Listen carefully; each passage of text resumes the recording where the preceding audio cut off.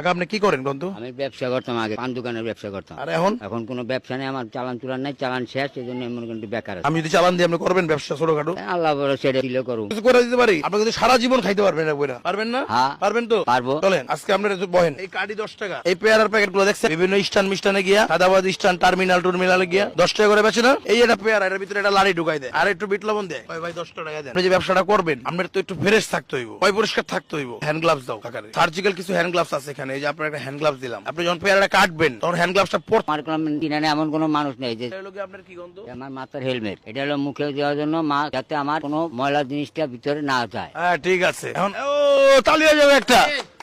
এটার দাম কত জানেন কাকা? এটার দাম মা এমনি পাইকারি আনাজে কমে, কিন্তু দোকানে 50 টাকা। আচ্ছা, এটার দাম হলো 34 টাকা আর ছুরিটার দাম 13 টাকা। কত হইলো? 34 টাকা 13 টাকা 49। পেয়ারা হচ্ছে 200 টাকা এক পাল্লা। এই যে কাঠি আর পলিথিন নিয়ে নাকি দর্শক, কাঠি হচ্ছে 10 টাকা। 259 টাকার মধ্যে কাকার একটা ব্যবসা দিয়ে দিলাম। কাকাই যদি চায় এটা আর বড় করতে পারবো, এটা নিয়ে চলতে পারবো, সারা জীবন খাইয়া যেতে পারবো। এরকম করে বহুত সংসার চলে ভাই। চলে না? জি চলে। আপনি এই যে আর 500 টাকা চালান দিলাম, লোন আপনার মাল লাগবো না? পেয়ারাটা আনা লাগবো না? জি লাগবো। কিছু লাগে? এই যে লবণ, বিট লবণ আনা দিছি আমি আপনার, সব আছে কাকা। এই যে পলি বিট লবণ, এই হ্যান্ড গ্লাভস, এটি আপনি পয়রা যে কদিন লাগে পরে আবার কিনবেন। এটি দাম বেশি, এটি 5 টাকা পিস।